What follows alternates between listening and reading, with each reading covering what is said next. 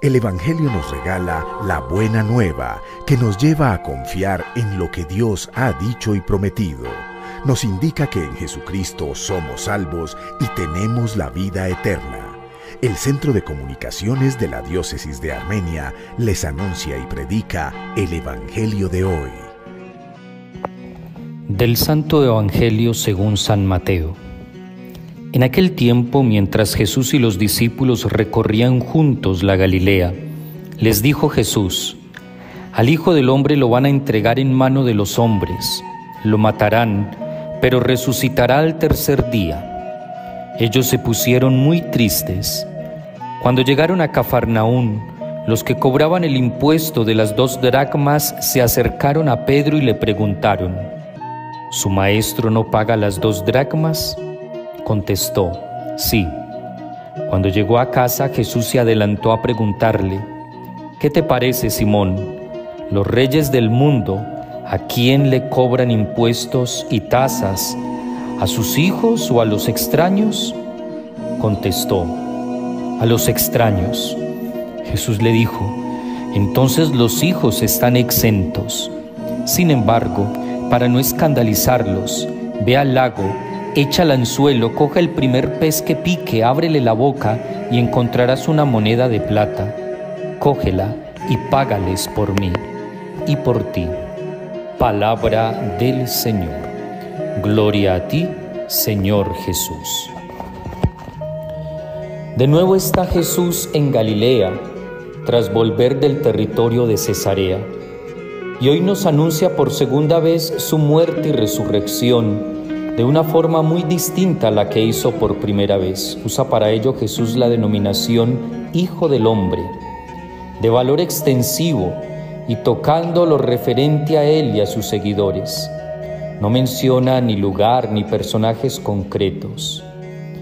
La oposición entre los hombres y el Hijo del Hombre es común en el evangelista. Si el Hijo del Hombre se caracteriza por poseer el Espíritu de Dios, los hombres son los que carecen de Él y no comprenden ni secundan el plan de Dios. Aquí Jesús se refiere a algunos hombres con toda claridad, aludiendo a las autoridades judías. Jesús, el hombre Dios, lleva en sí la vida que le permite levantarse de la muerte. La reacción de los discípulos no es de fe y adhesión, sino que se quedan desolados ante la perspectiva de la muerte. Y tampoco los que han estado presentes a la escena de la transfiguración han entendido. Respecto al impuesto del templo, se trata del impuesto anual que todo judío de Israel o de la diáspora había de pagar al templo de Jerusalén desde los 20 años. Consiste en 2 dracmas, es decir, a 2 días de jornal que había de pagar entre la segunda quincena de marzo, el mes de Adar, y la primera de abril, Nisán para los judíos, que es cuando comenzaba el año litúrgico cercano a la Pascua. La pregunta de los recaudadores a Pedro espera respuesta afirmativa, pero dejando abierta la posibilidad contraria.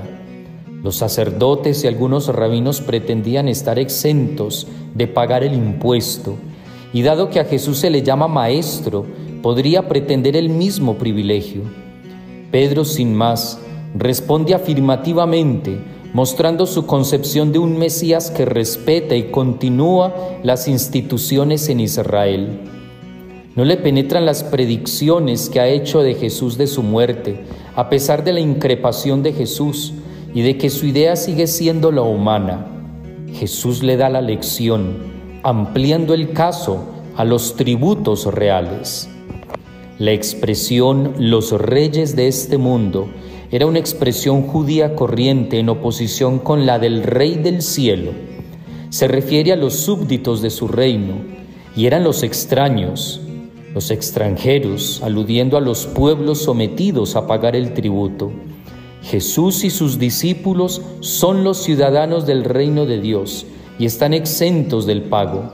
Jesús juega también con el doble significado de hijos, súbditos del Rey e hijos de Dios, y por eso el evangelista se decide por la traducción «los suyos», que permite ambos sentidos.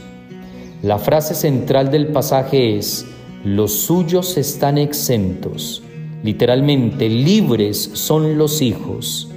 Tal ha de ser la conciencia de la comunidad cristiana.